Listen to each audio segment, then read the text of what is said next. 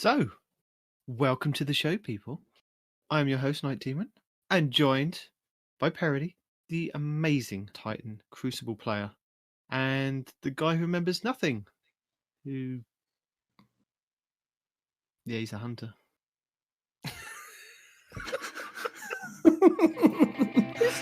Welcome to Two Titans and a Hunter, a Destiny 2 podcast. A show where we discuss tips, tricks and tools to help all Guardians succeed and enjoy playing more.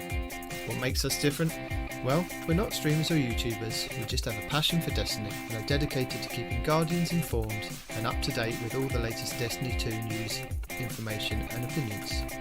We encourage your questions and feedback, and you can contact us either by email, twotitansandahunter@hotmail.com, or on Twitter at 2titans_hunter. Now, on with the show. So how did your gameplay go? Did you do any dancing with the other team? We did dancing. We played a lot of trumpets to the other team. Nice. A lot of Frozen Clan dancing. We played, I think it was 20 games, and we only lost 2. Nice. Obviously, they did not have skill-based matchmaking enabled. No, they have whatever we feel like doing matchmaking. Yeah, but no, it was. I actually today I had fun in PvP. 90% of it. There was one time I did get heavily angry. How many shoulder charges were involved? No, it was actually healing rifts that made me angry because they had infinite of them, and I don't know how they were doing it. And Night Demon's like, well, I know how to do it. Well, how? How are they doing it? Oh, well, I can have infinite shields. I don't need infinite shields, dude. Well, I didn't want to swap. Same I wanted idea. to stay as a Titan. I stayed as a Titan. Oh, there is a glorious loadout that you can try, Parody. That's why I messaged you earlier. I thought, if Parody's around, he can come and shoulder charge with me, and we can just be running together, shoulder charge. It's going to be glorious. Together But sadly, forever. you were still sleeping, so I had to rely on a guy who remembers nothing to come and help me. But he was able to run around and be an invisible hunter the entire time, right? I was. That's what you were doing the other day. Lie. Yes, he was. Well, there we go. I'll say there's plenty of good loadouts to use. The A10 sadly has not succeeded as much as I had hoped because of the map selection it's given us. Yeah. Well, I actually wanted to try it earlier. I said, I'm half tempted to jump on my Titan and do that, but ultimately we didn't. Yeah, it's really map dependent. I'd forgotten 2 years ago the map was burnout every single time. So you could just go inside and the heavy would spawn in that middle area every single time on burnout. So you could just go in there, throw 4 pulse grenades and just, pin down that area, no problem. With the random maps now, it's really hit and miss where it is. It kept giving me the one with the church. It felt like every other game. That's where I ended up, which is a great map. I like it. It's a little big for 2 people, but at least with the way it was and the other team never staying together, we knew where they were the whole time. But it's not a good A10 Warthog loadout. You need something better. Right. I tried a few times and it did not go well. And I was gonna do the bow, the bow secondary with a primary to finish him off, and it worked the first few rounds. Mm-hmm. Realized that the bow was just it was doing a lot of damage to him, yeah. But I was like, well, I'm gonna swap over to the Horror's Least and the sniper. And honestly, you don't even need the sniper. The Horror's Least is just chewing people up. And my loadout was basically Horror's Least and an exotic sword, and it was game over. And Night Demon, oh my god, it was so funny because we were fighting 2 people, and then we fought them 3 or 4 rounds, and then they left, and then we got new people. And when Demon saw that there were 2 new people, he said, I can't do it the way that he did. But he goes, oh, these poor things have no idea what's happening to them. And I was bless. It was. Yeah. He was carrying the Black Talon, and I had the what did I have? The little robot-y grenade launcher. Spider bots. He had spider bots. I had spider bots. So we were really trolling. We were being nasty. That's filthy. People. Yeah. You're a bad man and I like it. But what happened is we fought these 2 warlocks for 2 rounds and we just stomped them, right? And then the 3rd round, they came up with these infinite rifts and they beat us. And I was so mad. I was like, you know what? I got this. So the next round, I was even telling him, I was like, oh, please let them come back. Please let them come back. And they did. And I pulled out, and I know you're going to get mad at me, Lord of Wolves and a primary, right? And they're all standing in their rift. They're dancing at us while standing in their rift. Like, haha, what are you going to do? I ran up and killed them both with Lord of Wolves. I'm like, what now, buddy? Yeah, that's not how that works at all. No. There was one match that DB and I played were you the Titan or you the Hunter at that point? I can't remember now. I think we were both Titans, and we had gotten two matches and went to the full final death where you have to go capture the zone. I was like, I have a super, you have a super. We raced to the final point, threw the bubble up. It's like, let them come. And once I did, or no, you put the bubble up and I had the Fist of Havoc. So you put the bubble up, they both rushed in, I Fist of Havoc them, and I'm like, no friends, you don't rush two Titans in a bubble. That's not how this works at all. Oh, it's so good. Two Titans in a bubble, the show's new name. Mm-hmm. Yeah, we had some good fun. I only changed up my load up once to the infinite shields so that I could and change to bubble Titan. And no, you did infinite shoulder charge on one of them too. No, that's all I was doing was infinite shoulder charging. I Yeah, started off with solar. I started off with solar. I moved to arc. Arc wasn't really working for me. Yeah, the solar one where you throw out the hammer, the hammer, you get that little bit more range. Yeah. But I found that the shield bash one with the suppressor grenades, that saved us quite a few times. It did. Mm-hmm. And for those out there that are thinking, oh, Respawn, as much as you complain about shoulder charge, why'd you let him do it? To be fair, if you watch the video, you hear me telling him he's a scumbag for it. I did not approve of it. Nearly every other scumbag for doing it. Nearly every other round, he's going, "Will you just come back? Stop!" Yeah, because he runs away. He runs away, right? So obviously we're immediately separated, which is why you were talking about how I'm getting all these double downs, because I have to. Right. He's gone, man. Right, because I've done damage. Yeah. I flew into them. I did damage. You rushed off. Hey, you were the bait, and Respawn was a cleanup. Someone has to be the bait. Like at one point, 19 was running the Hunter and doing the almost entirely invisible all the time thing loadout. Yeah. And I was like, okay. I was like, here, I'll be the bait, because I have the A10 Warthog. I was like, well, hell, I'll be the bait. I will draw them out. I will do some damage. You clean them up. And sometimes, the amount of people who wanted to peek corners, like, they still haven't learned. It's really refreshing having a new group of people who don't understand what the sweet business is or how bubbles work. I was complaining about that too, because one of the last matches we played, they were doing, one of them was a Hunter with the sweet business, right? Yeah. And I was coming up to him, and I swear he was killing me with 1 or 2 bullets. I'm like, it's not that strong, man. Oh no! Like, I turn a corner, those bullets brought friends. Those bullets brought friends. You think it's 1 or 2 bullets? There's 40 more bullets behind them. Yeah, when it's ramped up, it's pretty strong. Yeah, it feels like 1 or 2 bullets when it hits you, but it does. Because you only get the That's it. Right. That's all you get, and you're done. Yeah, because the controller in the game can only be like, oh, you were hit twice. Well, yeah, those 2 hits were 40 bullets in between those. So those 80 bullets going into your skull, you're dead now. Yeah, but the number of people who want to peek corners are like, is it safe? No. Is it safe? No. And the number of floofy warlock friends. I love that you're floofy warlocks, because you begin there like, I'm gonna jump away. I'm like, dude, you're just bait now. It doesn't matter what I have. Because the warlock will jump over him and he won't see what's going on. And the thing is right in front of me, and the warlock is shooting down at him. I'm like, you're just gonna ignore me? Okay. Dead. Right? It's like, what are you doing? What are you even looking at?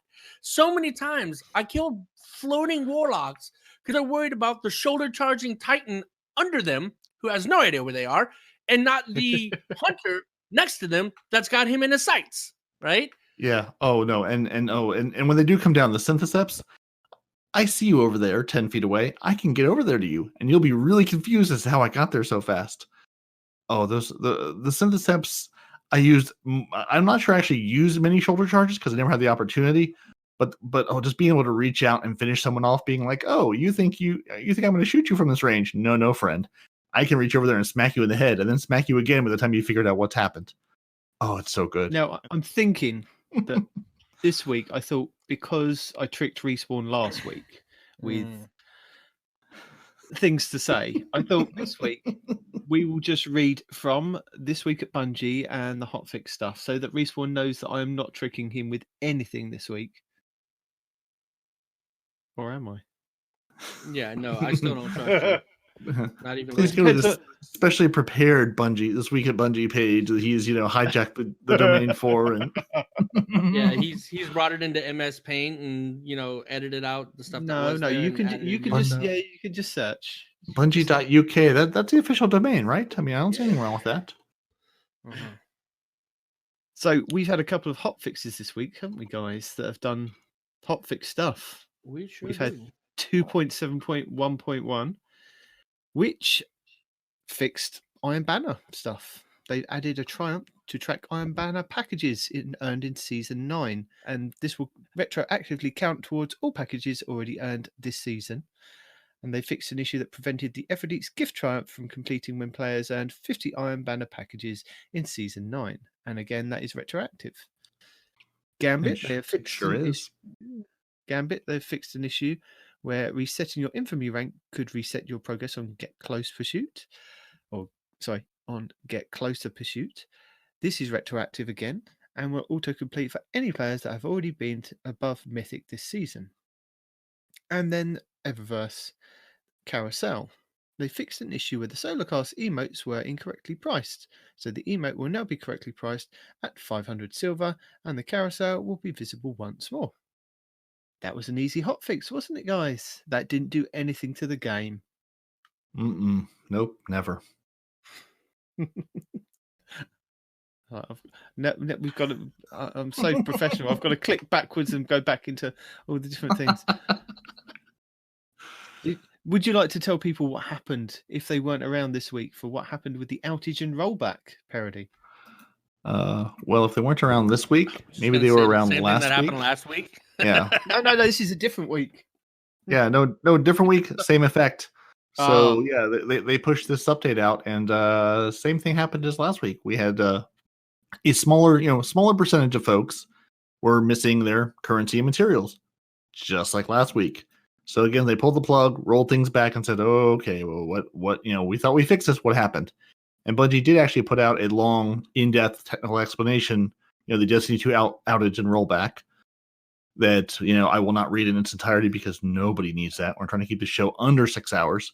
But basically, the gist of it is there's a lot of servers that build the Bungie game world. There's loads of servers. They're all over the place.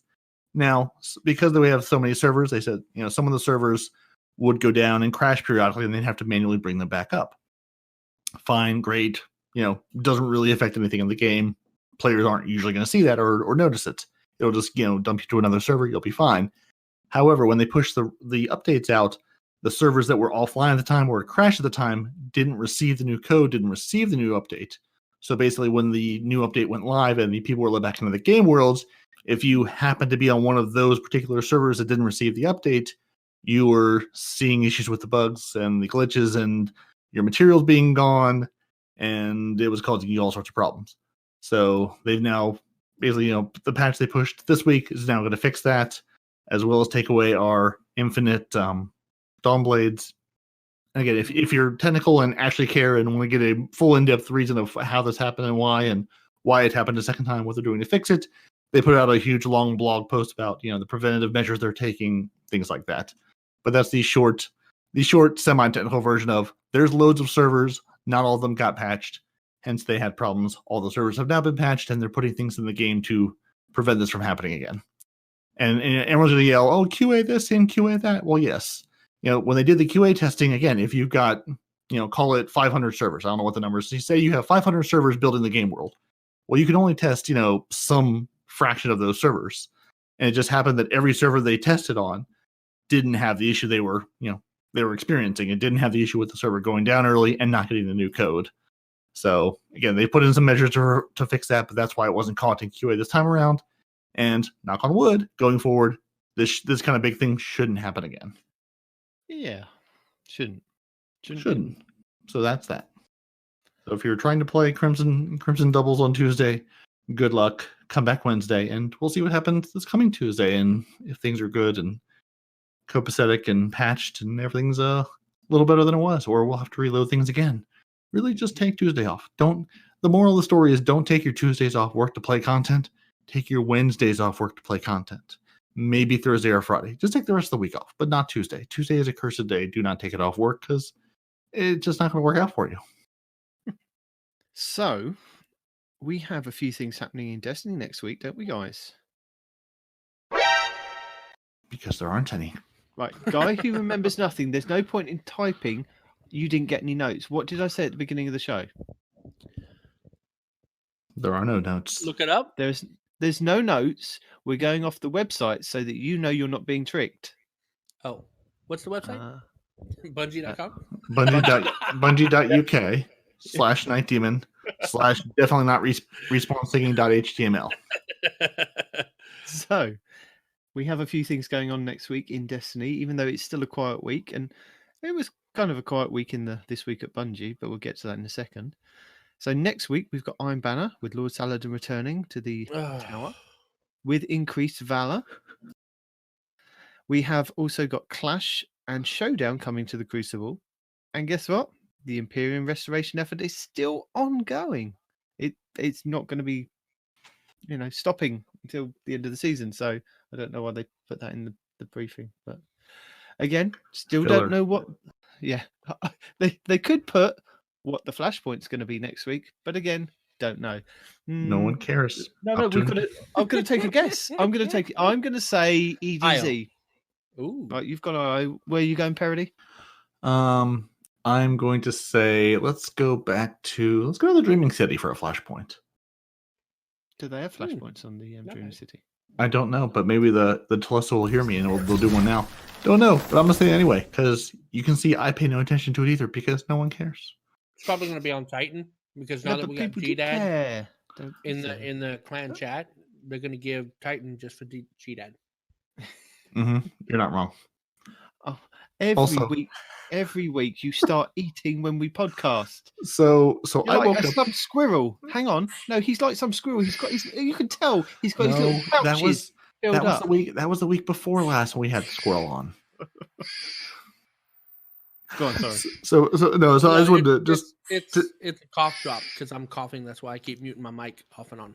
Yeah, I just wanted to share the story this morning. So I wake up and I look at the band, as I usually do in the morning. I'll see what nonsense has gone on in the various other continents as I slept, and I look at the band and I see a name starting with a G has joined the chat. And in my half awake state, I saw a G and some D's, and I was like, "Wait, Glad has joined our chat?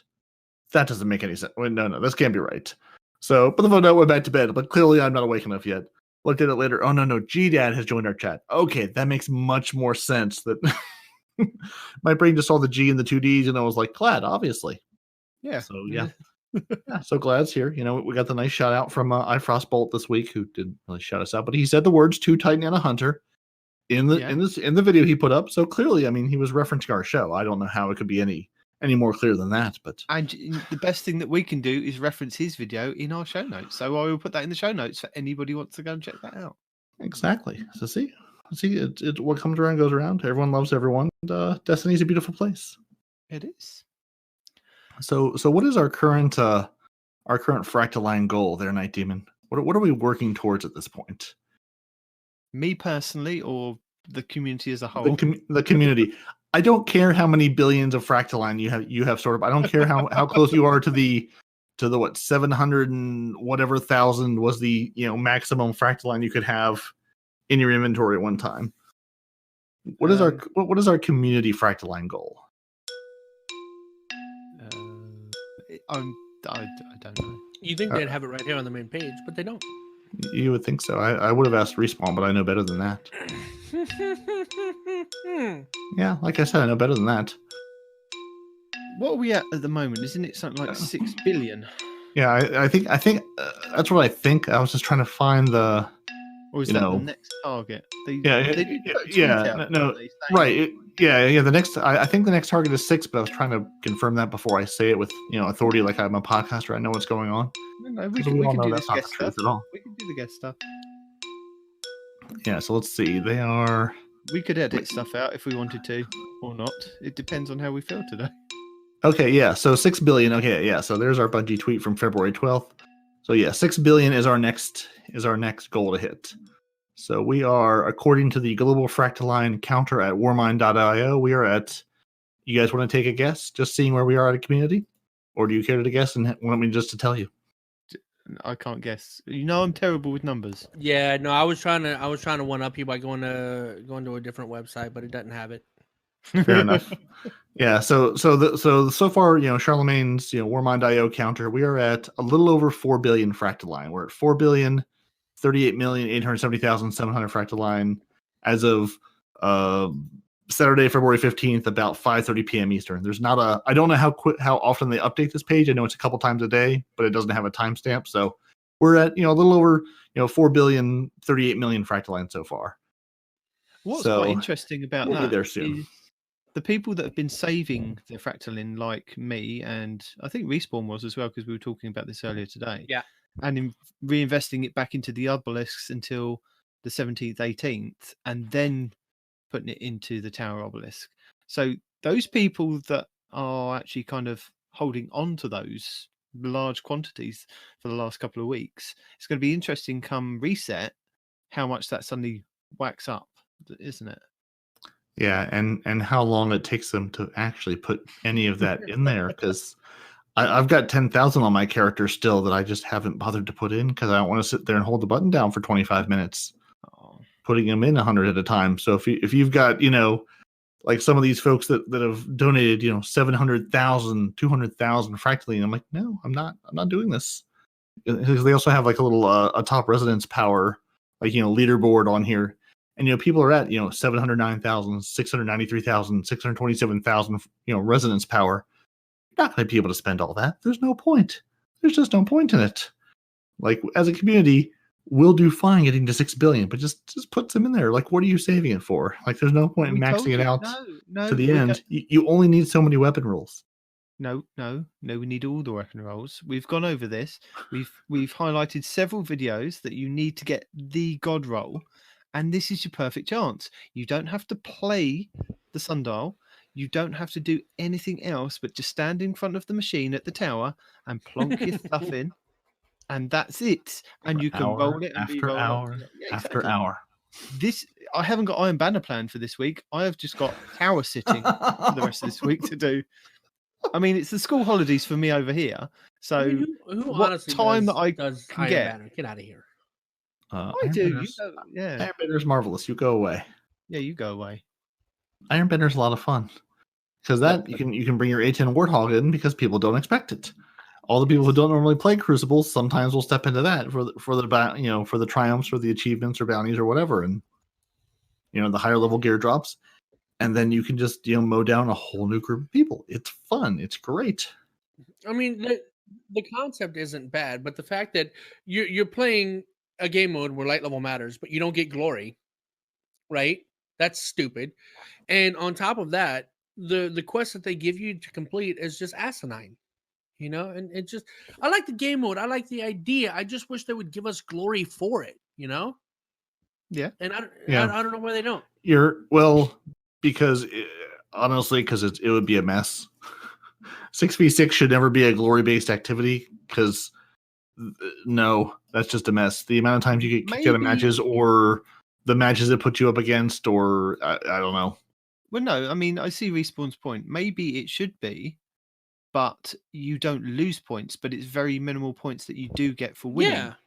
Yeah. Those that are trying to reach 5,500, let it count for glory. That way, you can get glory during, Iron Banana. And if you're, I don't know, a certain Titan whose name begins with a P, you can lose it all right after Iron Banner's over. Hey, my glory sits exactly where it has been after I got the recluse. See? And then Nobody said I was talking about you. Higher. You got a guilty conscience, good sir. Everyone knew you were talking about me. Come on, you're not very sneaky. Pan's not here, so there's only one of us at the moment. Yeah, but no, that'd be a great idea to give it some more incentive to play, right? Other than a quest you can get done the first time, and then you have 3 more Iron Banners to just murder people. Yeah, I mean, it would make sense. You know, a very minimal amount of glory that you get each win. You don't lose anything for a loss, and you can't stack it up with your win. You know, your 5 Right. wins. It doesn't Yeah. kind of roll over and roll over, roll over like you can do in comp, but it is a gradual thing that if you played for vast amount of time and days, that you might be able to get to 5,500 in Iron Banner Right. Yeah. in Yeah. one season. Yeah. You know, or at least if you're close, let it push you.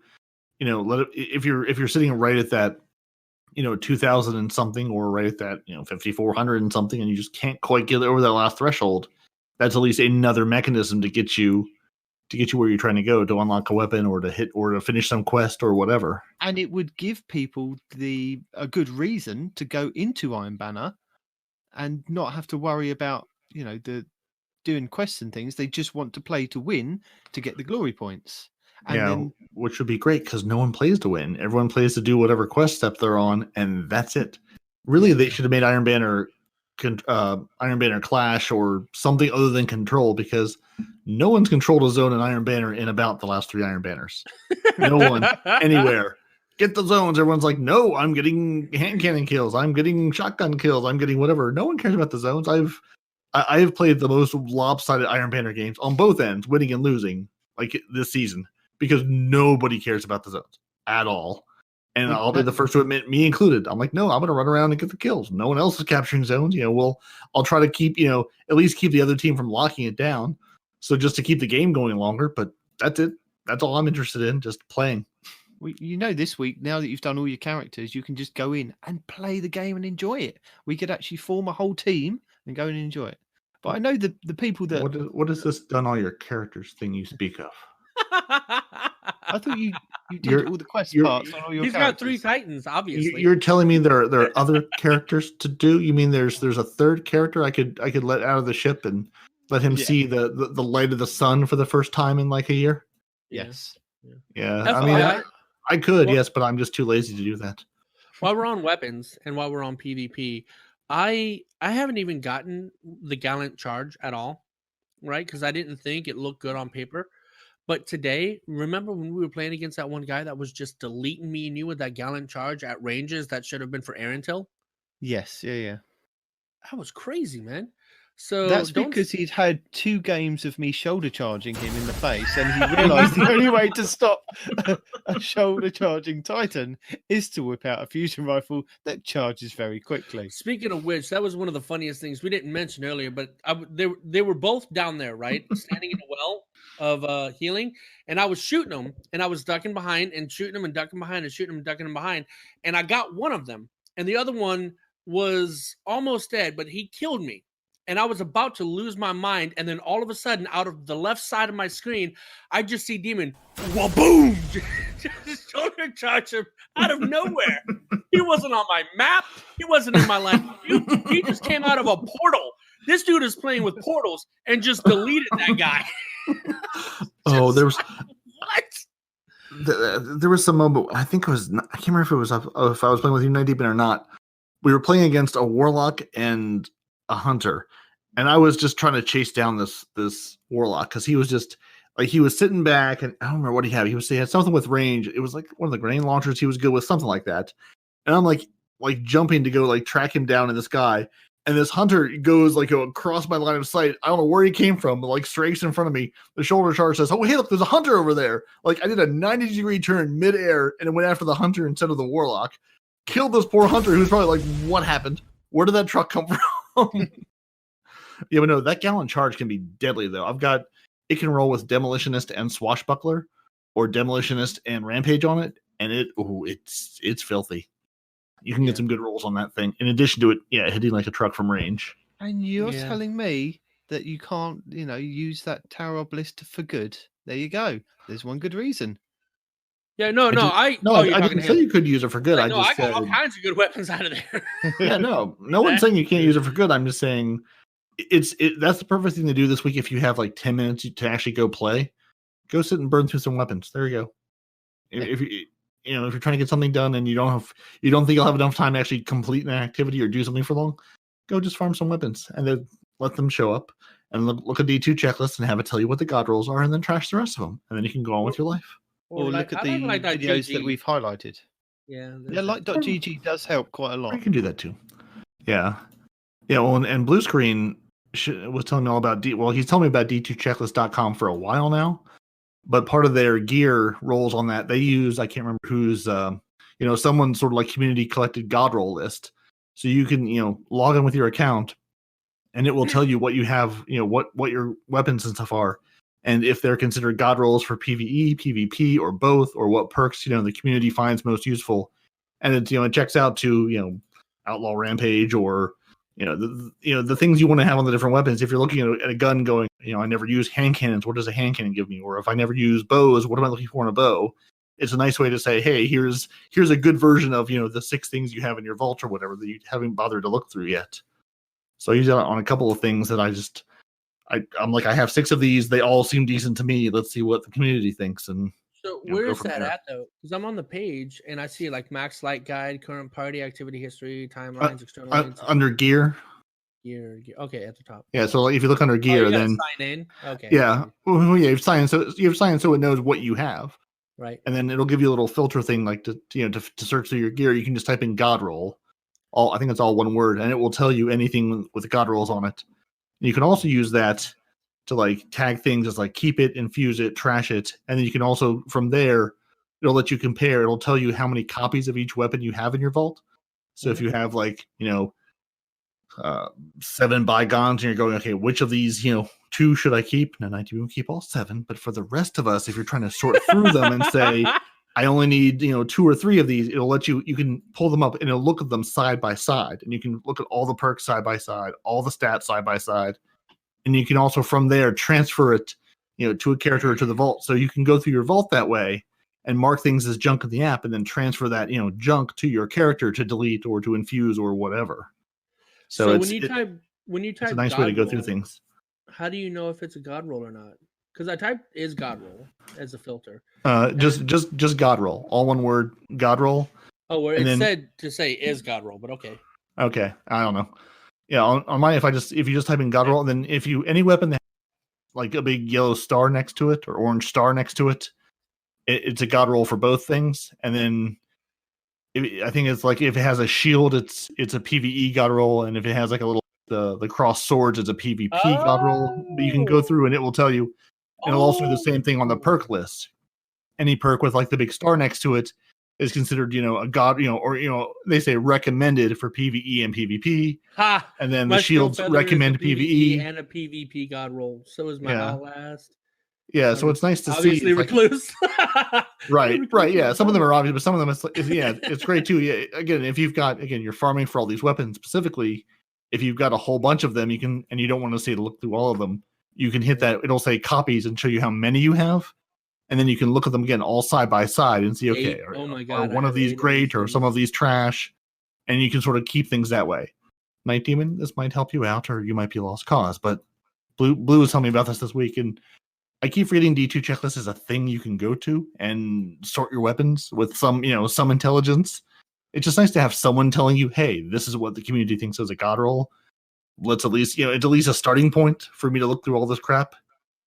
Yeah, so yeah, so yeah, well, that's why I figured, but we're trying. So Panda Paxy's guides, PandaPaxxy's guides is what they use. It looks like. I know it links to his Reddit thing of here's the work he's done and how he put it together, if you're interested in all that stuff. But for those of us who are just like, hey, someone tell me what's good, this is a good starting point as anything. It actually is. I'm taking a look at it right now, and like I didn't even know I had some of these. I just found some of these in my vault. Like there's a PvE god roll for my patron, another PvP one, another PvP one. It's like, it's crazy, and I have all these unused ones that I didn't even know I had. That's mind blown. Yeah, it's nice that you have a gun. You're like, yeah, I've been using this gun for a while. Oh, I have a better one.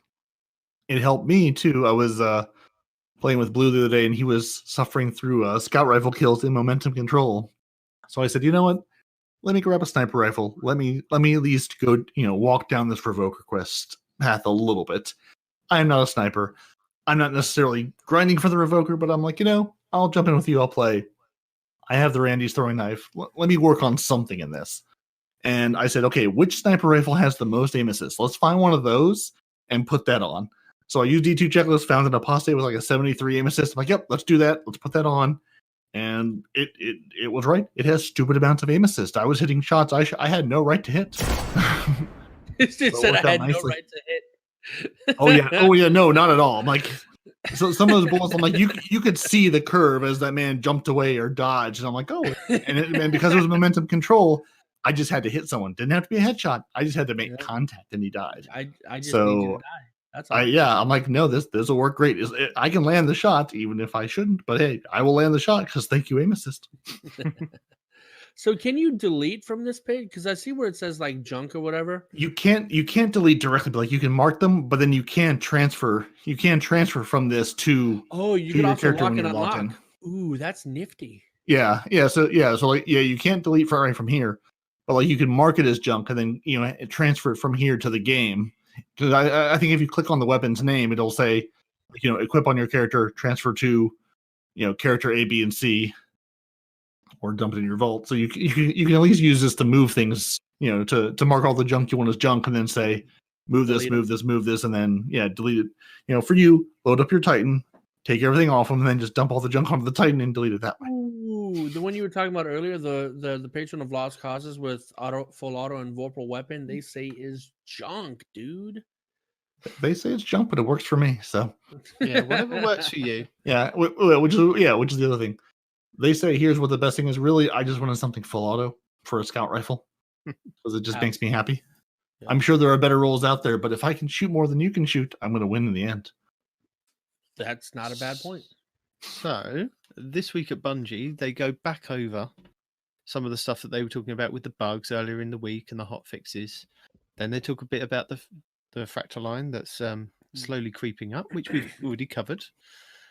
Then they tell you when Iron Banner is returning. So, as always, 9 a.m. Pacific Standard Time on February 18th at the reset normally. And it will end at the reset on the 25th of February, so the following week. So don't forget, this is your last shot to finish off your Iron Banner quest this season and pick up any pinnacle rewards from the Iron Banner bounties. Equip your best gear and control those zones, they say. So with that, there is a triumph, or I think it's a triumph, for equipping a full set of Iron Banner armor and getting 50 kills and play 5 matches. It's a 0 triumph score, but it's one that they grant you every season. So it's one that you might want to check off this time. I think I've still got to do this one.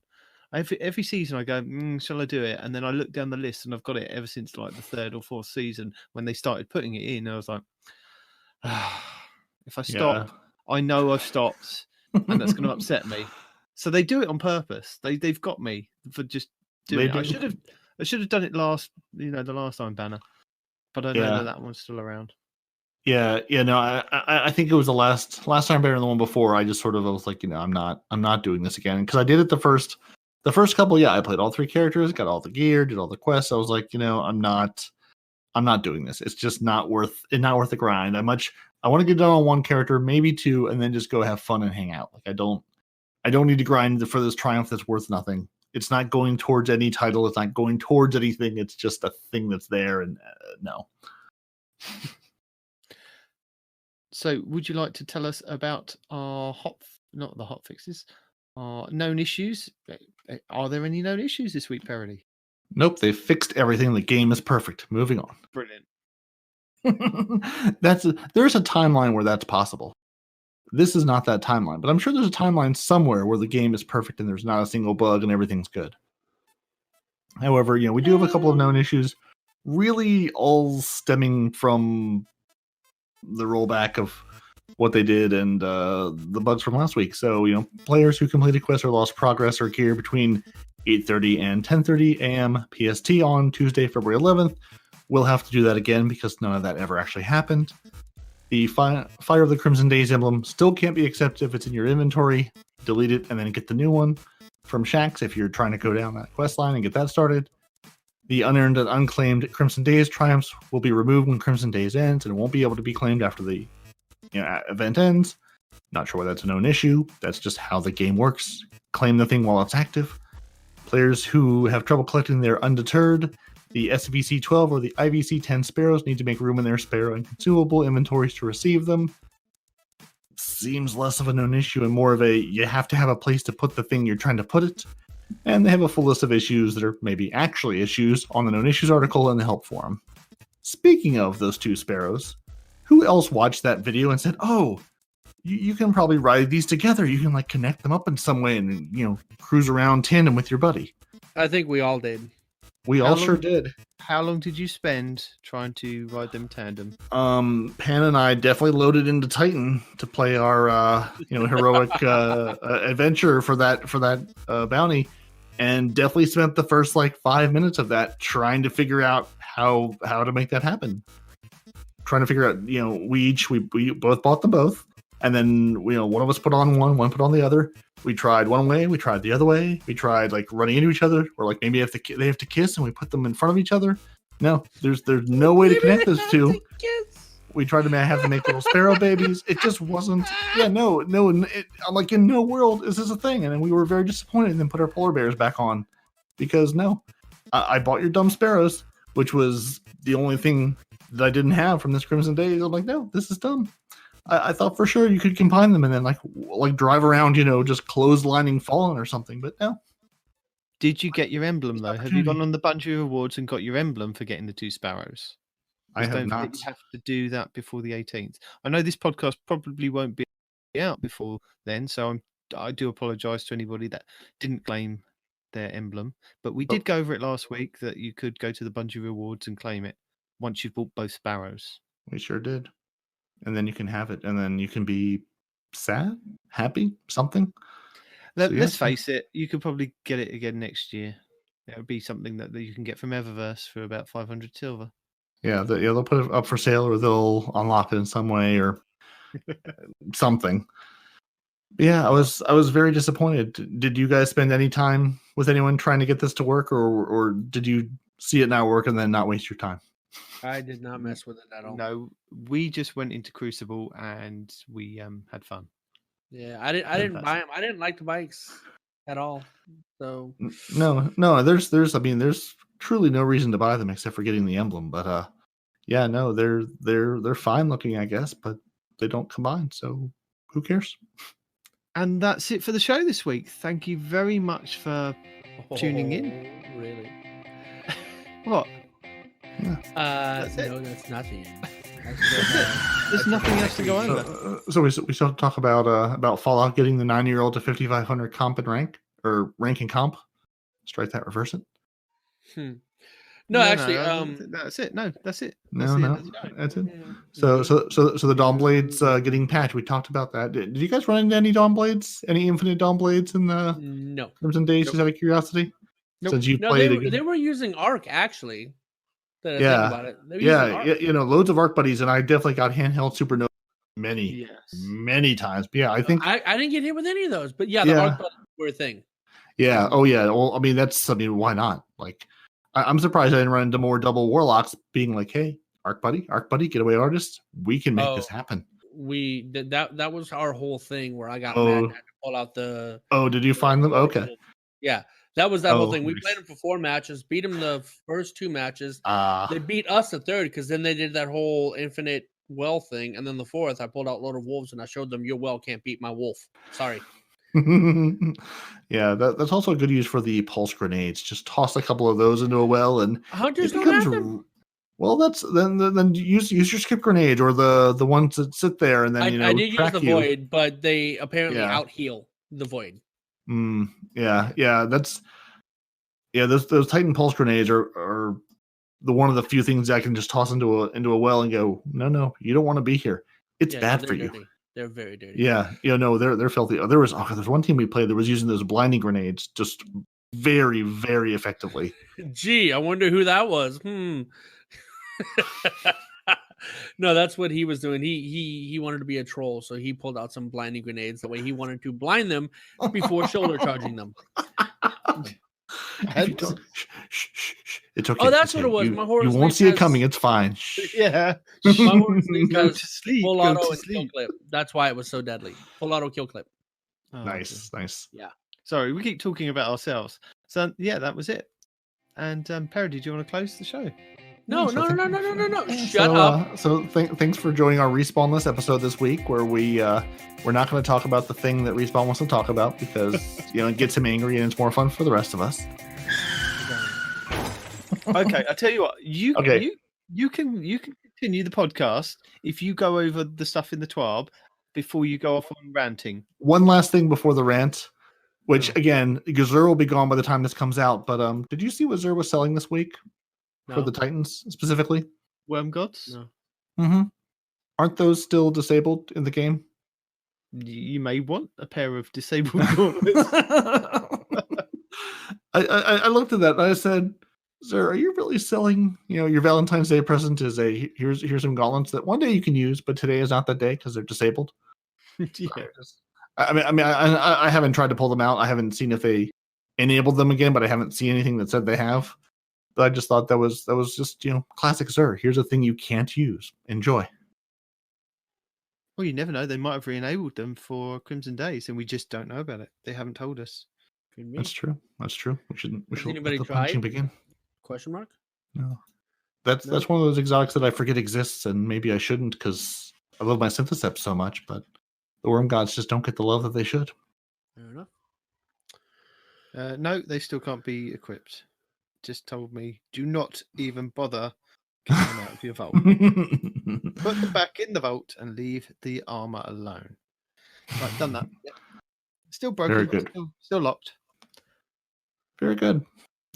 So now we take you to the second part of the TWAB, where Respawn will now go over quite an important part of next season, where Armor 2.0 is going to be enhanced slightly and improved. Yeah, it isn't. Let's say it is an improvement before you start going off on your rant. But tell the nice listeners exactly what I'm Bungie actually are looking doing. for the TWAB. I'm on the Bungie homepage. I'm under where it says Destiny. It just says this week at Bungie. Oh, that's the TWABs. This week at Bungie. Yeah. Wow. I got it. Welcome back to a year into the show as Respawn figures out what we've been reading to you this entire year. So Respawn, we've made there's it this... even more difficult this week, haven't we? We've actually told him he's got to go on a website rather than me copy and paste for him and put it in a nice Word document. I've never been to the website, but I found it. I'm here. I'm good. Everything is hunky dory. I was looking at it. I actually had it open this whole time ever since you told me I have to go look for it.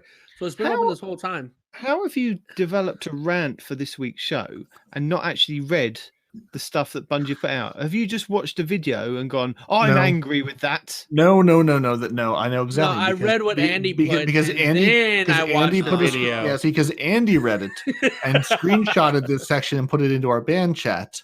So that's how he read it. Yeah. No, I started to rant in the chat, and then I was like, you know what? Just hold up. There will be a time and place for this. I literally have a soapbox for this. Yeah, I have a literal soapbox. Actually, there's a box in my office right now that's for laundry detergent. So technically, I have a soapbox to stand on. Although I don't think it'll support me, but I can try. You should definitely try. I definitely want to hear that in the background. Yeah. Mm-hmm. No, I definitely want to hear Respawn falling and crashing to the ground as he tries to stand on a soapbox. That would just be just peak everything. Just the sound of Legos just exploding everywhere. Okay. So all right. This week at Bungie, we had to fix the timeline. No. Again. What? You said read the TWAB. This is the part that you want to cover. It's just above the bit with Iron Banner. Okay. There you go. Okay. See, hold on. See, Affinity. Ha. Yeah. So tell the people what's happening first before you tell them why you're unhappy about it. An affinity for you. When we introduced Armor 2.0 with Shadowkeep last fall, we got a lot of feedback on the new armor system, specifically pertaining to the elemental affinities. I had a rant about this when it first came out. Redux. Many of you have been asking for the ability to change elemental affinity types on armor. We will be adding the ability to do this starting next season. Yay! I'm so happy. Legitimately, that made me happy. However, Read on. You'll soon be able to change the elemental affinity on any piece of armor to either of the other two affinity types directly from the item's inspection screen by hovering your cursor over the armor's energy icon. Again, yay! You don't have to do that. I could put the cheering in the background. Oh, okay, that's fine too. This is intended to mitigate the experience of getting an armor drop with a stat roll you want, but the wrong elemental affinity. Changing an armor affinity type will cost 1 upgrade module. That's awesome! If your armor is already upgraded to a higher energy level, the cost will be the total upgrade materials necessary to reach said energy value plus 1 upgrade module. And that is where Respawn lost his mind. Okay, so explain to me how this is going to work. So if I've got an armor piece that has got no upgrades on it, so it's just like a 1 energy, it's only going to cost me 1 upgrade module to turn that into another element affinity. Is that correct? Correct. Okay. So if I've already masterworked a piece of armor, then what's it going to cost me? Then it's going to cost you the glimmer that comes with upgrading it to level 10, the legendary shards that brings it to level 10, plus 3 ascendant shards, plus an upgrade module. Yeah. So will it not cost the total amount? It says it's a total amount of. Well, that's what it costs. That's what it costs to upgrade it to level 10, right? We know you've got ascendant shards, haven't you? You've got enhancement cores. That's what I said. Ascendant shard. Yeah, but you've got the cores as well, and then you've got the golf ball things. The golf ball things are the ascendant shards, by the way. Okay. So you're thinking about enhancement prisms. Those are the shards. Prisms. That's it. That's the one. That's the one. I knew you missed something out. There was several. So no, but you don't need the prisms for level 10. Like if it's masterworked, it's already level 10. You don't need the prisms for that anymore. You need the ascendant shards. I'm not sure about the masterwork cores though. I don't think you do. I think it's only glimmer, legendary shards, and then the 3 ascendant shards. Somebody can double check that on me. I think that's it. Otherwise, I think you do have to add some. Is it not the total amount that you've already paid again, or is it just on that level? So if you've reached 9 on that level, that level 10 level, whatever it costs for you to go from 9 to 10, you have to pay that again plus an upgrade module. Okay, so whatever level it currently is on, it'll cost you that again. So if you're just on a shards step of leveling up your armor shards, and it'll be the upgrade module. But then if you've gone any higher, like the enhancement cores, enhancement prisms, all that has to be included. Yep. Okay, so whichever level you are on. Okay, got you. So, for example, for me right now, I want to masterwork my. Well, I'm going to masterwork eventually my stompies, right? But I have arc stompies that are level 7, right? If I didn't have enough to upgrade them to level 8, but I wanted to change it, let's say, to void, right? I would have to use 4,000 glimmer, 4 legendary shards, 2 enhancement prisms, and 1 upgrade module to change it from arc to void. You follow? Yep, I'm following. Yeah. And that's why I'm angry right there, because it is so expensive, right? Remember when we can just change our weapons? Now, I'm not talking about like the hard light or the freaking the sniper version of the hard light. The Borealis. Thank you. I'm not talking about those where you can just swap them by reloading. No. Back, if you haven't been here since year 1, right? We used to have elemental affinities on our weapons too. And you could just swap those out, right? Let's say you have an Aikilo shotgun that's solar, but I want it to be void. You can do it. What about arc? You can do that too. All it cost you was what, 5,000 glimmer, and you had to have the elemental mod on your person, right? Yeah. So it cost you the mod and the glimmer, and that was it, right? Done. But then that was on static rolled weapons at the time. We had just the static rolls for year 1, didn't we? That's fair. That's where I think that's where when we started getting random rolls on the weapons, that's when they took those affinities away and locked them all to a certain affinity for each type. So if you've got year one versions that were in different flavors still in your vault, they will still be those flavors unless they were specific weapons that they said no, this is going to be this flavor and this flavor alone, like the Okelos shotgun. Correct. Because people were having void shotguns, weren't they? Pairing One that of each, with no, you specifically when the tractor cannon was quite prolific in doing a lot more void damage. People were getting the Icolos shotgun, which was a rapid fire trench barrel shotgun, and the trench barrel went on for a lot longer than what it does now, and just melting bosses. So then they took that away, made it solar, and made the tractor cannon exotic shotgun do less damage for certain types, and they messed about with doing different things at the time. So that's why we had those affinities previously, because everything was kind of static and it didn't move. And then when we had the moving around, they were like, no, we're going to make sure that these don't kind of stack on top. I mean, they've missed a few beats here and there as we've gone along, and then try to keep everybody restrained with the armor 2.0 with the elemental affinities. But then they did try and explain the reason why they did that was because they wanted to make sure that it was easy for people to use a certain armor type. If you wanted to spec into sniper hand cannon, you knew it had to be on like a solar armor piece, and you could build a kind of full set. But if you wanted to kind of mix and match and do shotgun and sniper rifle, you weren't going to be able to do that. It was on, well, you could, but you wouldn't necessarily get like faster aiming down sights, faster reload, faster scoping in, things like that. On one of the weapons, but if it was on the affinity for both, you could spec into that, and that's where they were trying to help people, but also kind of, I don't know, just.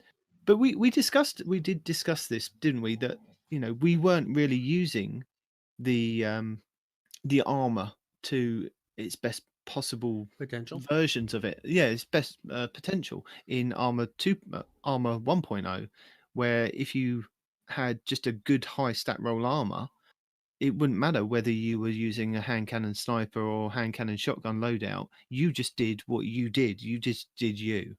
And if you got the armor with the perks on it, it just enhanced how good you were playing, or enhanced for you. And it just made what you did better. That's all. Yeah, and I think that's the thing with the armor 2.0 is you can still play as you, but if you want to kind of really kind of spec into that gameplay, you have to look for the right elemental rolls and the right stat rolls to get what you want.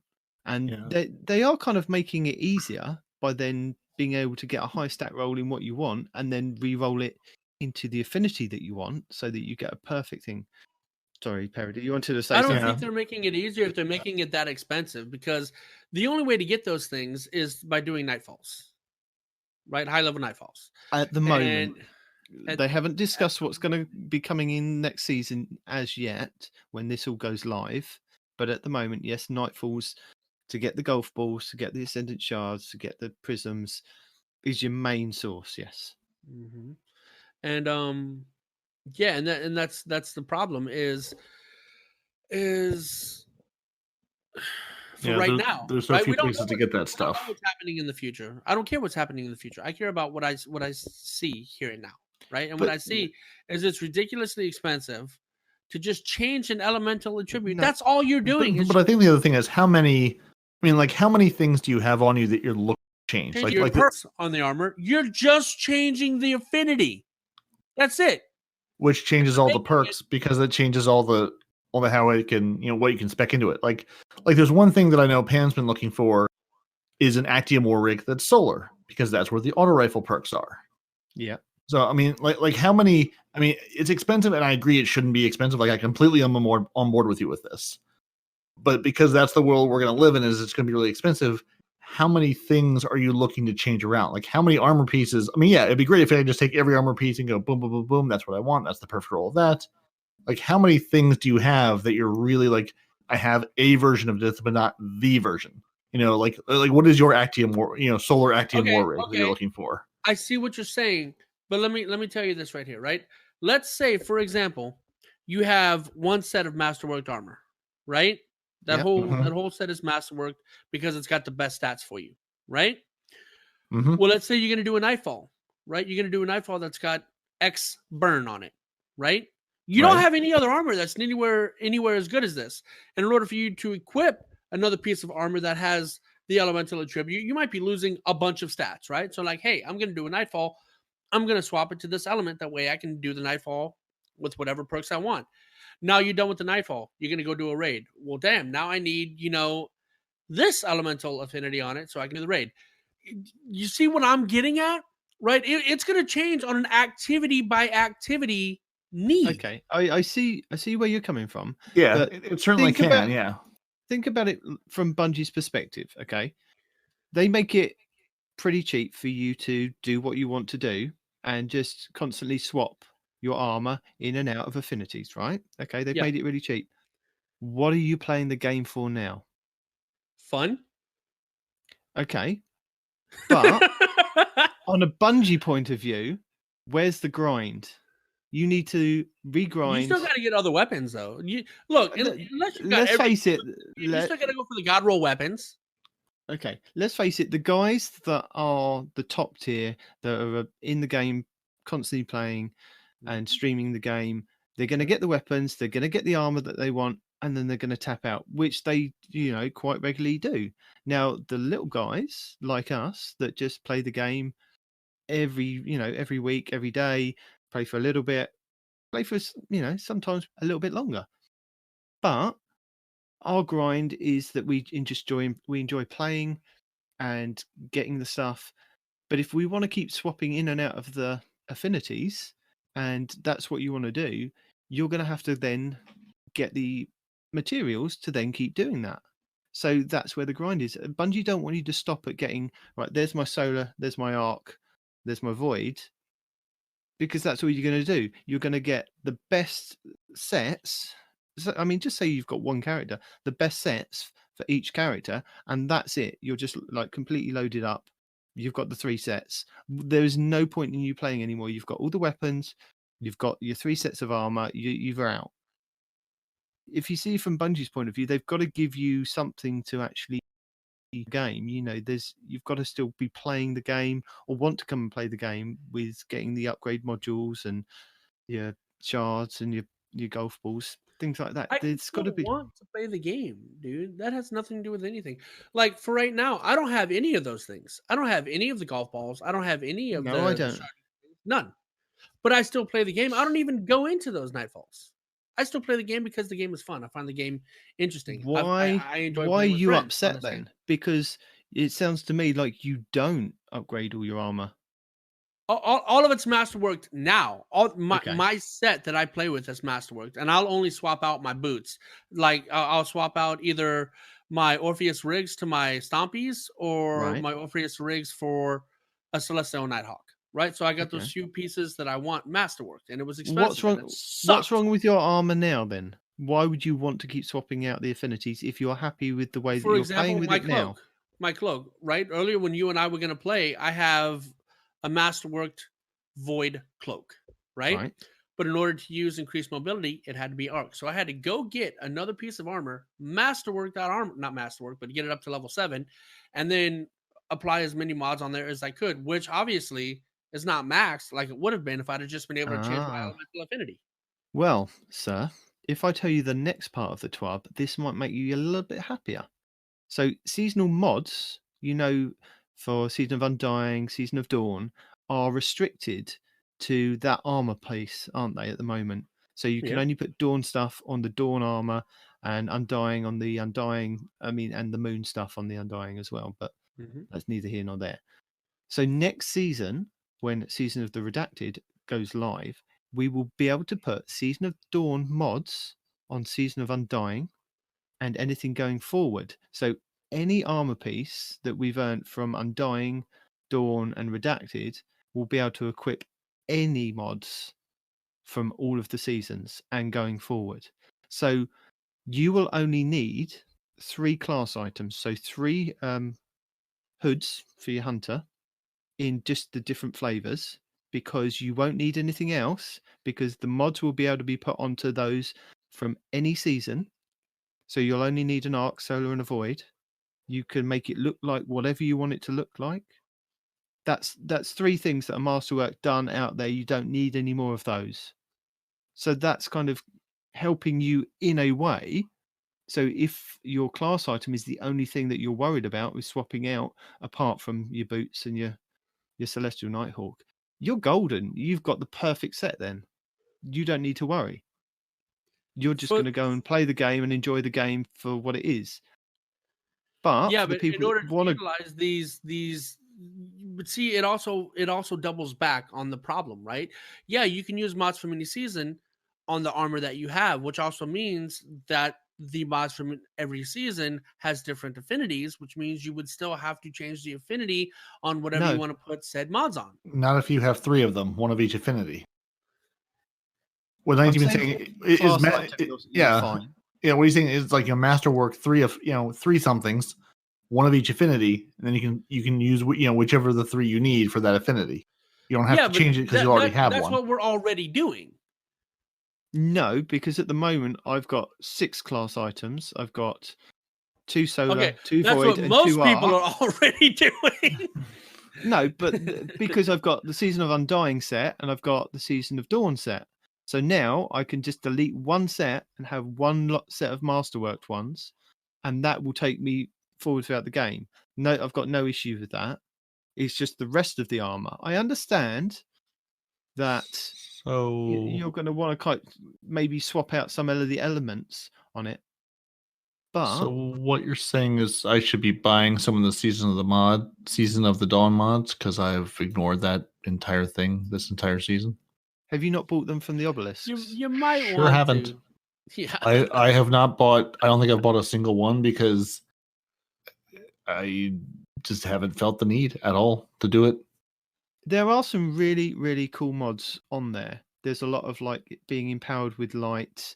I mean, Respawn was putting one of the ones that you can give you 20 mobility for just having an arc affinity mod strapped onto him. So for every armor piece that he had one of these, I can't remember. Is it charged with light? I believe something like that. No, it's powerful friends. Powerful friends. That was it. So for every powerful friends he had on an arc item, he got 20 mobility onto all his stats. So if he spec'd into a hunter that had 100 resilience but had really, really bad mobility, if he had a full arc set, he could put these mods on and then spec out to 100 mobility and 100 resilience or recovery, whatever I you have wanted. 95 recovery, but yeah, I'd had you know what I mean. 100 mobility and 95 recovery. So there are some really, really good mods on these obelisks that if you haven't got them now, it'd be a good idea to pick up because they will be useful in the future. Good to know. I should do that. You should. And then charge with light and striking light. I think striking light is supposed to be good for Titans. Let me see. Defeating enemies with melee damage and swords spawns an orb of light for you and your allies. Consumes 1 stack of charge with light. So you can hold three stacks of charge with light at a time. So every time you melee damage something, you drop an orb for yourself and your friends. Oh, you can put more mods on to up your stacks as well. Oh well, there you go, man. Stuff like that would make your even here, right here. Look, this has got Titan written all over it. Heavy-handed. While charged with light, regain half of your melee energy when you use a charged melee ability. Consumes 1 stack of charge with light. Also, while surrounded by multiple enemies, defeating an enemy with a fusion rifle, shotgun, sidearm, or submachine gun adds ammo for that weapon to your reserves. That's got Titan. All that just we have put some of the videos that have featured some of these mods in their builds recently. So yeah, I understand. Yeah. I mean, I'm not saying it's not worth doing. I'm just saying I have completely ignored the mod thing this entire season. And maybe I should, buy some of those before the season ends to have going forward. I just figured if they're going away at the end of the season, why bother investing if I'm waiting on the, Bungie to say we finished the Fractal Line donations to get my savior badge. I've done all the content. I haven't beaten the raid, but I've done everything, I needed to do for the seasonal badge, which in my mind tells me, hey, I've done all the things I sort of needed to do for the season in Bungie's eyes, at least to a point. And I haven't felt like those. I mean, yeah, I'm sure those would have made things easier, but I haven't felt like I've been lacking in anything without having them. I don't know. Well, that's where ignorance is bliss comes into play. You don't know what you're missing out on. Yeah. Yeah. But I do get, I get what you're saying about the fact that it's going to cost a lot of upgrade materials, but you're not necessarily going to be that kind of person. I think you're ranting on behalf of a large part of the community that will find this quite upsetting. I'm ranting about the fact that it's just not a good thing to do. I mean, okay, yeah, my armor is pretty much set up. I still have to masterwork my Stompies and this arc this arc cloak as an example. But yeah, I'm pretty well okay, mostly because the dungeon has helped me out a lot. Right, going into the dungeon every week since it started, it's gotten me a lot of masterwork armor with good rolls. But it's taken.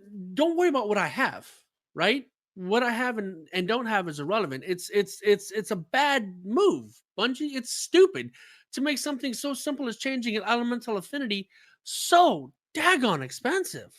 I think we did talk about this a couple of weeks ago, where if they just utilized Xur and had Xur have the glass needles that he had in Destiny 1, and they were like expensive, but it's not.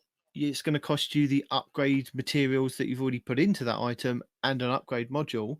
It's going to cost you X amount of maybe glimmer, shards, whatever, but it's still something else. And you can only do it at the weekends or when you've purchased it from Xur. I think doing it that you can just do this anytime and it's going to cost you X amount of this isn't a good idea. For those people that have already masterworked or got to that stage of...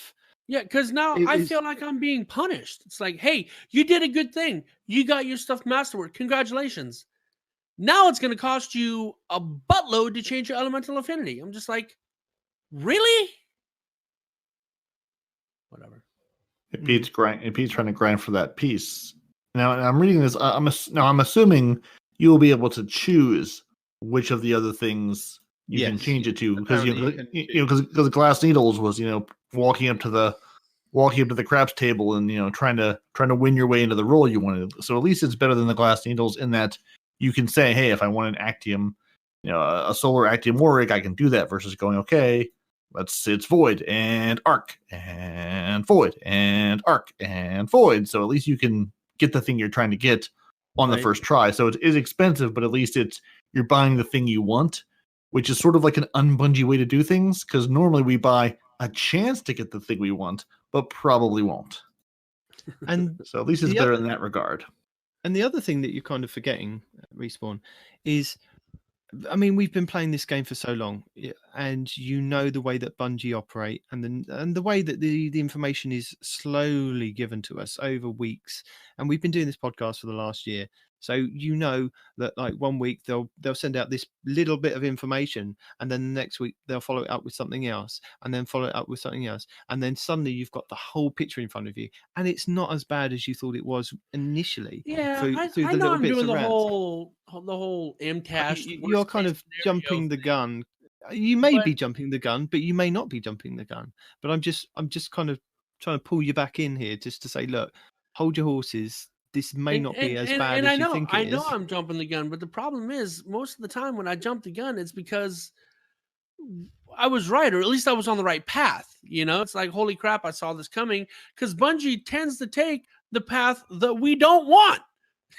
But they have been improving the game, and they have been listening to feedback, as you keep telling us each week with your Respawn reports, that feedback is being passed on to the team. And I did that on purpose. Yeah. And I think that restricting Nightfalls to be one of the main places that you can get your Ascendant stuff and your infusion stuff is going to be quite restricting. And I think over the next couple of weeks, they'll slowly let us know that maybe you can get, your enhancement prisms and shards through other activities, hopefully PvP, because that's what they're hinting at. Again, we're still going with Season of. Hopefully. I don't want that. We are still going with Season of Redacted, even though there are so many signs pointing to what it could be. Mhm. And people have been screaming about getting these rewards in PvP for such a long time, and I don't think they're going to hold out next season. I think this is going to be the season where, if you play PvP and maybe if you do reset your rank, you're not just going to get X amount of shards. It's going to be, you're going to get this, maybe a golf ball. You get to legend status even in like Valor. You should have earned a golf ball for that, because that takes a lot of going through, even when it's not like double and triple Valor weekends and things like that. Is this a double weekend right now? No, this is next week is with Iron Banner, but at the moment, Crimson isn't. Okay, so in that case, you say it takes a lot, but just you and me playing today, the time that we played, I'm more than halfway there. Yeah, but we've played for a good 3 or 4 hours.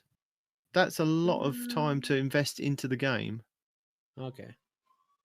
Yeah, but we had fun on the way. right. Yeah. So to his point, you played for 3 or 4 hours. You're halfway. So 6 to 8 hours away from getting one of those to drop. Okay. Yeah. If they dropped in PvP, okay, you're halfway there. So so you're putting in 8, 10, 12 hours for every one of these to drop versus running one Nightfall, which is 20 to 20 minutes or an hour or 2 hours, or getting to the Nightfall, then eventually failing. Yeah, I mean there's still some, it would almost be a more consistent course of earning materials through PvP, because you could at least just keep playing and you would at least earn progress. Whereas like that Nightfall you and Blue and I tried to run, and you said at one point, oh, this doesn't feel like a 980 as we're blowing through. And then we get to the final room with the boss, Vex, the Vex guy that they gave a name to, that they immediately crushed with the Cabal, because that guy, needed to have his full name out there. So we get to that room, and there's 2 barrier champions and an overload champion. And the game just said, no, none shall pass. You will stay here, and you will die here. That same thing happened to me, because nobody had overload rounds, man. I underestimated the rate at which we had heals. the rounds. We had overload grenades. We had, I think 2 or all 3 of us had overload grenades. We had anti-barrier. But those anti-barrier champions would just turtle and then just pound you with stuff, and that overload champion would just Titan rush you and just dead. And there's nowhere to hide in that room. There's no running away from that. We got to that room and it just we threw ourselves against it, and then you just start running out of ammo and you're done at that point. There's nothing you can do. You're beat. Every time you say that, and I know it's childish, but every time you say that, I do imagine the literal image of you Titans just literally jumping at the thing you're trying to kill and being swatted away. We tried to punch it. It didn't work. We tried to punch it a different way. It still didn't work. No, I mean, right? Yeah, no, I mean, it was just, Night Demon Durian just there. We're halfway through. He's like, oh, this doesn't, are you sure this is a 980? This doesn't feel so bad. And the game was like, hold on, I got this. Yeah, that final room just I've never had a PvE thing, except for rating in D1 with folks, goes so well and then just goes so poorly. I've never had a Nightfall. It's like either it got off to a rocky start, or we succeeded all the way, but man, it just like we just flew through and then hit that brick wall at 90 miles an hour, and it was a rough, like, oh, okay, gotcha, high level content, right, got it. Sorry, sir, we will show you more respect in the future, right, Mr. Cabal, sir. As you run away with your tail between your legs, your butt cape between your legs. So did I hear you correctly, Respawn? You've got another dramatic reading for us. I do, actually. You're happy to do this. It's a story time with Respawn again. Story time with Respawn. Yeah. Did we get any feedback about it? They all loved it. Okay, so no feedback.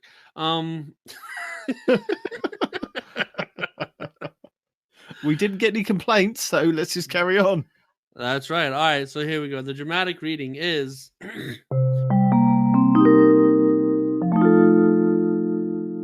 so yes. Also, as I'm reading this sounds like it would be something I would say. I agree, but I didn't. What are you reading from this week? Give us some context to your read this week. What sort of set the stage for us? Are we a small child dreaming about his screen time? Every week I'm going to try to find something about a guy complaining about why he was banned when he knows exactly why he was banned. Very kind good. Of thing. Yeah, kind of a just desserts segment, right? What Respawn would be screaming once he finally does get the ban that I'm sure he so richly deserves at some point. No. All right, so this guy goes, so yes, I'm angry that after buying the game, I got banned just for trying to play the game. Also, I don't even know where to find information on whether the ban is temporary or permanent. All it says on my account is that it's banned. Doesn't give me any info on it, so can someone from Bungie please explain this? After speaking with some knowledgeable players who know how Bungie's ban process works and reviewing all the terms of service, as well as looking into the history of what players are being banned for, I see all kinds of posts about how Bungie is banning people who are also using streaming software. I have decided that if a Bungie rep does not explain the exact reason I was banned, as well as show the details for it and show that they had a real reason to ban me, I will be starting a lawsuit. You cannot ban a player. I'm not kidding. I will screenshot this. Let me know how that goes for you, buddy. I will be starting a lawsuit. You cannot ban a player for playing your game they purchased when they did not cheat in it. The response. I'm just checking it. We all know that you click the A button or whatever button to accept whatever terms and conditions Bungie say that how to play their game, and if they decide that they don't want you playing their game, they can take their game away from you, regardless of what you're saying. I just wanted to point that out. Yes, they will take their ball and go home. Yes. Yeah, if they wanted to. I mean, it sounds stupid, but if Bungie wanted to, they could even be racist. Oh, I don't like you because you're from fill in the blank. You know, who cares, right? They could do that and take it away from you as long as it's in their terms of service that we never read but agree to, right? Yes. So his response was, your account was banned on August the 12th when a program created by a well-known cheat/hack community specifically for the purpose of cheating in Destiny 2 on PC was detected while playing the game.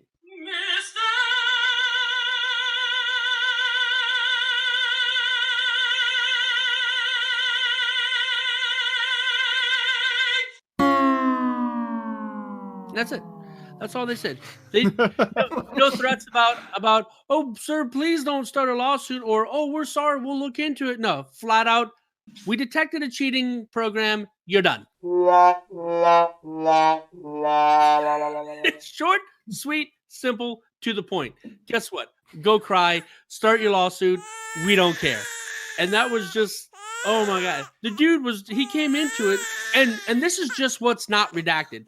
The top part of this, there's like another paragraph and a half that's all blacked out that I can't read. I just read what I was allowed to read. So who knows what was before this? What kind of expletives he had coming, right? But just this last paragraph about, you can't do this, I'm going to start. It's like, this person's name must be Karen. Is it Karen? I don't know. They don't show us name. But she would like to speak to your manager. I'll sue you, right? So anyway, that's the dramatic reading for this week. I have 1, 2, 3 more. I have 3 more for the upcoming. Good. You got some follow-ups. Yeah, it just blows my mind. The people that clearly just have no conception on how, I don't know, computers work. I'm logged into your servers. I'm playing your game. I'm using your client. And you know, I'm honestly running, you know, BungieCheater.exe on my computer or whatever, you know, whatever app you're using. It's like, most of the time it's aimbots. Yeah. Right. I mean, it's like, do you think they're dumb? Do you think they don't detect, you know, they're not looking for this stuff? You know, they see your character doing something that your character cannot be doing because it's not in the game, and they're aware of this. I wasn't doing that. No, you were doing that. Oh, I just saw. I just had this on my computer, but I definitely wasn't using it. No, Mhm. download it and delete it if you're gonna mess with that crap and then try to get on the game. They know what you're up to. They see what you've done. So as we said, this was a very short week for Destiny information. There wasn't hardly any news from our friends over at Destiny Roundup this week. So hardly any Twitters, and I think they were just kind of shell shocked with, oh my god, we've got to roll back the patch that we put and do another patch and do this and do that. We'll tell them a little bit of information in the TWAB this week, but we still have some tips, tricks, guides, and builds for you. We have a couple from Eor. So he's got one for simple and powerful charged with light builds. And this is really what we were kind of alluding to you, Parody, about using the mods that are available from the obelisks this season.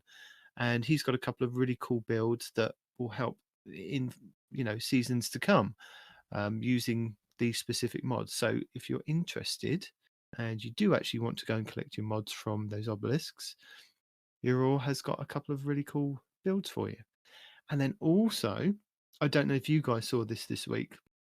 I found this fascinating. Euro put another video out with the fastest solo whisper mission. Now, this mission isn't an easy mission. There's a lot of jumping. There's a lot of enemies. He did it in 4 minutes and 45 seconds. The guy was unbelievable. Wait, which one was this? The Whisper, to get the exotic sniper rifle. Yeah. So you've got to do all of that jumping puzzle to start off with. He gets through the jumping puzzle in about 2 minutes, or less than 2 minutes, actually. I think it was about a minute and a half. He was on a warlock. I think it was Nova Warp that he was on, or maybe Nova Bomb, something like that, with handheld supernovas and a sword. And he must have been on PC because he was swapping his loadout as he was getting shot into like some of the areas. It's really fantastic to go and watch. I recommend, even if you're not going to go and try and solo it yourself, but it was really cool to watch. Brave X Hero has got a couple of really cool builds, and building on the build that we highlighted last week with Warlocks in a Rift and using Lord of Wolves as a kind of tank, and maybe using the Lumina hand cannon to heal yourselves. He's got another build with the Le Monarch exotic bow and empowering rifts, and working as a team of like Warlocks hunters as well, and all kind of using different weapons, but mainly Le Monarch as your main weapon, and in empowering rift will literally take down a guardian. I think he said it was about an 8 or 9 resilience. You could get as long as you've got a headshot, it would kill the guardian. So that's a really cool build, especially for people that are maybe trying to look at building a team for the upcoming PvP stuff that may be happening, may not be happening, or just in Iron Banner as a team of 6 Warlocks. Be good fun. Now, Brave X Hero also put out a really, really cool build this week for Titans, and he's called it the Swash 44 Titan build. And I wasn't gonna watch it. I was like, I can't really be bothered with this. But it's the Mark 44 Standard-Sides Titan exotic boots, which basically, when you are doing a shoulder charge movement in Arc, Void, or Solar, and it's one of the specific ones where you charge and you can get your punch. When you are running at full speed and you have full health, it will give you an overshield. And I went away, watched it, and thought, yep, I could put this together. And I did. It was with the Mark 44 stand sides. I had 100 recovery, as he recommended recovery. And I could understand why recovery, because when you shoulder charge somebody and you've got the overshield, you want to kind of get out of the way, recharge your shield as quickly as possible to then run off and get into the next engagement. But I swapped out the recovery for resilience and decided to go with 100 resilience, because I tried the recovery, and when we were playing in Crimson Days, I thought I could get it didn't matter if I got my shield or not. I'm only going against 2 players, and most of the time they were standing next to each other. So I hit one with the shoulder charge, I shotgun the next one. I just had enough life. If I could get those and stay alive, which 9 times out of 10 that worked. And with 100 resilience, that seemed to work a lot better, because even though by the time I got to them in some stages, my shield was fully down, but I still had the 100 resilience. So it was quite hard for them to hit me or take me down at that stage. You know, Sweet Business would take me down pretty quick, but there was things, and I put on strength mods, so I had 100 strength, and I think it was 90 resilience in the end by the time I was fiddling about, and 50 for mobility. So I was quite fast, a lot of resilience, and a lot of punching. So you can play about with this build, and I recommend you go and watch it, because it may be something that you can kind of tweak to how you play the game, which is what I did for Crimson Days. Then we have a couple of videos from Cheese Forever and Froggy. So Cheese Forever has got an easy god roll armor and powerful friends glitch. So this is going on what Respawn was kind of ranting about the god roll armor. Now there are, if you are a season pass owner, there are god rolled armor parts that are available on your season pass with like 64 stats, really high, but at the moment they are a void affinity, and if you collect them at the end of the season, you can re-roll them to what affinity you want at very low cost before you upgrade them to whatever you want in Masterwork. And he also goes over Powerful Friends, which is the plus 20 to mobility mod that you can put on the Arc armor for this season. There's a glitch with that. And Froggy, for our guest from last week, he's got a wonderful video this week of the Garden of Salvation raid, where he goes from the beginning of the raid to the end without going through any of the encounters, but he kind of shows you how to go through the whole thing to get to the veiled statue at the end. There's no loot boxes or anything like that, but it is just a really, really interesting video if you want to see what these guys do when they and how they get into these different places and where to go when you are glitching and what to do. And his voice is so silky smooth. It was so easy to listen to. It was fantastic. He's just got one of those voices I could listen to for quite some time, as we did last week. We just Bet he does. it was a really good conversation. Deicide has got a Steel Feathers repeater god roll guide. Now, I know we've highlighted from other people over the last couple of weeks, but Deicide has also put his video out. So if you missed any of the others from the last couple of weeks, or you're new, there's a Sundial weapon, the Steel Feather repeater, which is a 720 auto rifle, much in the same vein as the Guiding Star, which was from Dead Orbit back in year 1 of Destiny 2. Very fast firing. And the best thing about this is that it's something that you can roll it for god rolls. And he goes over a couple of good rolls that you may want to look out for. So that's worth a watch. And then I can always make it easy for you. I mean, get one that's got, a multi-kill clip and Feeding Frenzy. Boom. Done. Yeah. You make it easy for people. They could go and watch the video. We also have Fallout Plays has done a stability explained in depth.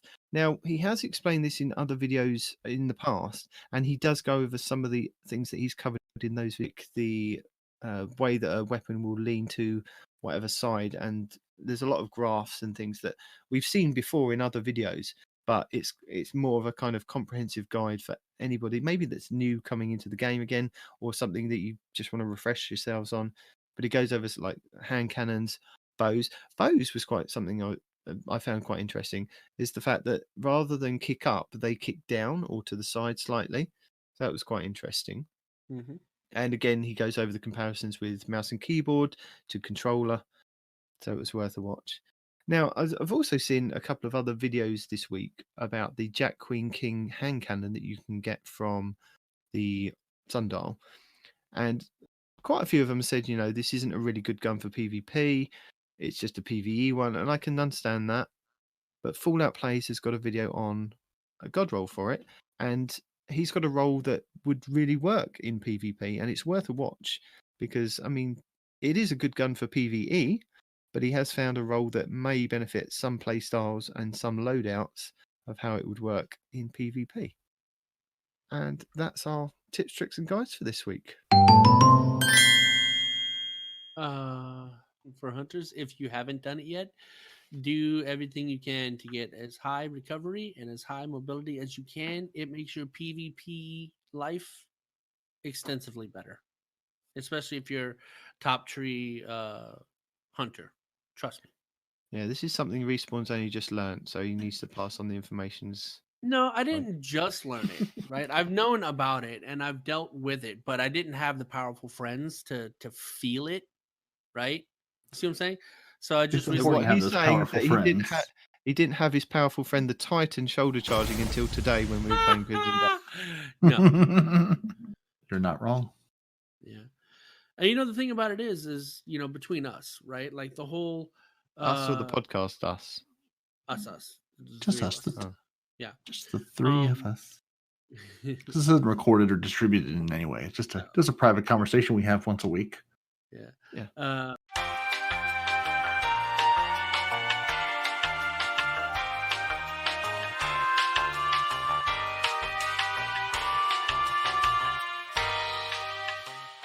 We haven't got any reviews this week. We haven't got any clans things this week. So it's just time for us to close the show. Are we not going to go over the question that Cody sent in to us to answer? We have a question. We do. I forgot about those. I didn't do the notes this week. I've completely forgotten about what people have sent in. Wow. Sorry. Didn't do the notes. Didn't read the email. He's just slacking this week. I read the He's email. I read the Brexited. email. He's Brexited the show and Brexited everything. He's like, now we're done. We're out. All right. Well, what's the question? What is your favorite shader? I don't have it up in front of me, so I don't know the exact wording. But Read it properly. Explain to the people. You can't just say that. well, I don't have it up in front of me. Oh. Let me find the. I figured you were aware of it as well. I was aware of it. I forgot about doing it. All right. Yeah. And so Cody has sent us another question. Here we go. So this comes from Cody, the embodiment of Telesto. Yeah, I'm human now. Fight me, Bungie. Did he say that?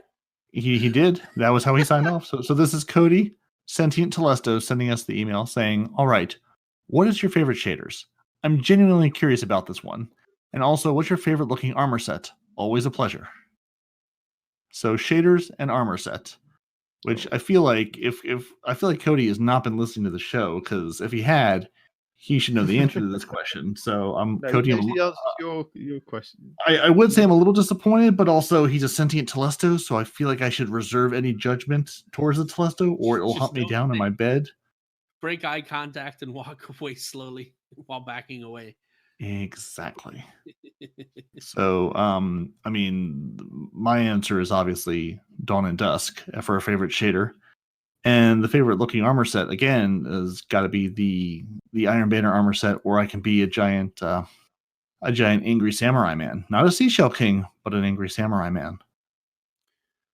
Which I tell you the name of, but I don't remember what it's called.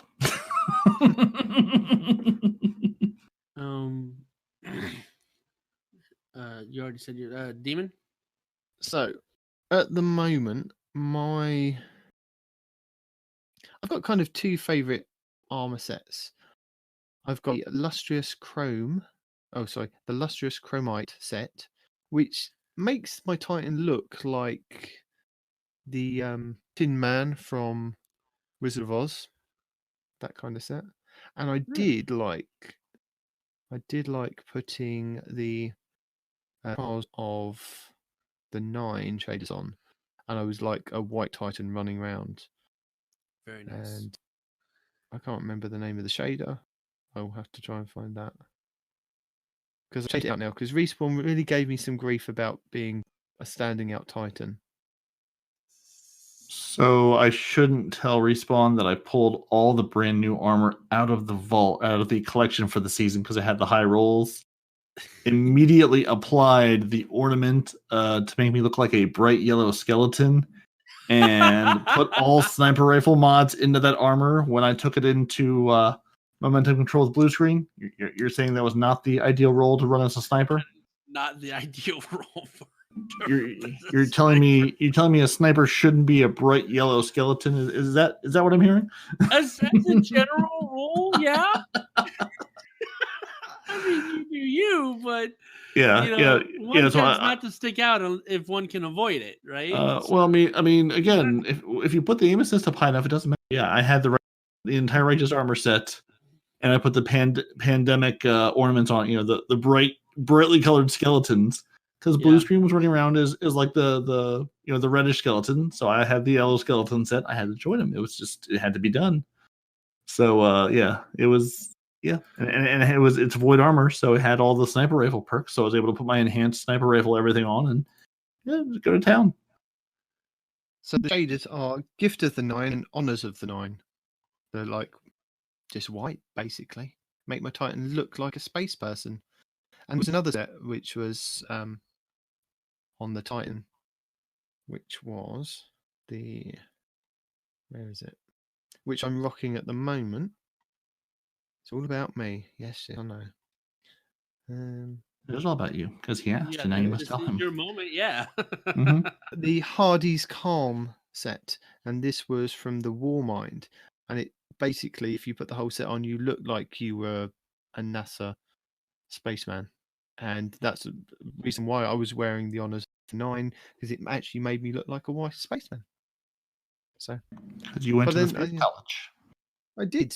But Respawn said, I stood out too much. So I changed it to Dawning Hope, which was a little bit more silvery, but I still kind of shone. And yeah, don't let Respawn tell you what to do. Yeah, Respawn? Don't let me tell you what to do. I'd say my favorite armor set has got to be the Empyrean Cartographer for the Hunter, just because, I don't know, you look like a badass demon-looking hunter, plus you got like constellations all over your body. I think it looks cool. Right, so by far that's my favorite armor. I do like one of the old Iron Banner armors. I can't remember which one it is, so I'm not going to say the name. But there's an Iron Banner I like somewhere out there. But as far as shaders go, honestly, your whole ensemble has to be one of 4 shaders. If you're trying to be tactical, there's nothing better than the Shrouded Stripes or the monochromatic, which I don't think you can get anymore. Right. Because that was a faction thing. That's a faction from Dead Orbit. So anyway, it's a monochromatic. Okay. It looks like black and white carbon fiber. It's really cool. Shrouded Stripes is all black, dark gray, and black tiger stripes. So also very cool. But if you just want to stick out and be super fancy, then Crucible Carmine, Crucible Vermilion, which is absolutely gorgeous, or Honors of the Nine. To just be just so very, very pretty, but also a huge target on the battlefield. So pick and choose your battles. I said it's all about me. I want to change mine now. What's that? I'm going to change mine. What? Right. With a year 1 set, the Sovereign Lion, which is the part of it's the Sovereign Lion ornament for the Sovereign suit for New Monarchy. That was the red suit that you had like the gold lions on, and it the was real regal looking armor. Yeah. Oh, I know it's in my collections, and I pulled out the Hunter version so I could put some mods on for one of the builds to make me invisible last week. So yeah, but the Titan one, amazing. As a hunter, I will give you credit that Titan armor was kind of pretty. And your shoulders were just epic. Massive. That's the only word you can use for any Titan shoulder armor. Massive, epic, world altering. They're all huge. But if I'm remembering the right ones, those were particularly large, weren't they? Didn't they have like the big golden lion heads on them? Like you look like a linebacker with those things. I think a linebacker. I don't know. Something. They were very large. There were definitely ones from New Monarchy where you were a Lannister. Without a doubt. Somebody was watching Game of Thrones and said, "Yep, New Monarchy is Lannisters." That's just how it is now. Sort of like I can't see the problem with all the Iron Banner stuff now being ornaments too. I can't remember which set is which. I think it's the Iron Will set where there's giant, wolf heads on your shoulders as a Titan. Mhm. I think yeah, I don't know all of I the think it's the armors. I think it's the Iron Will set that I'm thinking of that I really like. That you have the boomerang on your head to start with, or the big giant horns from the original set. But now that they've ornamentized it all, I've lost track. It's not the Iron the Bread of March Iron Helm in that set that you look like a seashell king. It was the one that came before that. Which I know helps nobody at all. Oh, no, look up that armor set. You look like a I seashell know what king. it is. I know. you come from the sea. Right. I think we've killed it. We've gotten our requisite 2 hours out of this week, which was really not necessarily our goal, but somehow, no matter what the content, we managed to pull it off. Thank you for joining us. Your Titans are parody and Night Demon. Your Hunter is no one responds in real life. You can email the show at twotitansandahunter@hotmail.com. You can find the show on Twitter at twotitans_hunter. You can find the show on Instagram at twotitansandahunter, all one big giant word. And we're on Facebook as Two Titans and a Hunter and a whole string of numbers. So just search it. Use your search feature. It's your friend. You can join the Frozen Clan at join.frozen.party. You can find all your favorite Guardians on Xbox Live and Respawn on PC. He may still be your favorite, and he has all the frames over there. You can watch the show on YouTube, listen to the show on Apple Podcasts, Google Play, Spotify, and everywhere. You can get a lovely bit of audio to shove into your ear holes. Listen to Respawn singing. Tell us your favorite shaders. Tell us your least favorite shaders. And tell me, how smart is it to walk into a sniper fight with a big giant skeleton on your face? And with that, for this week, say goodbye, gentlemen. Goodbye, gentlemen. I didn't say my goodbye. Hang on, I've got to say my goodbye. Deuces! Isn't that my goodbye?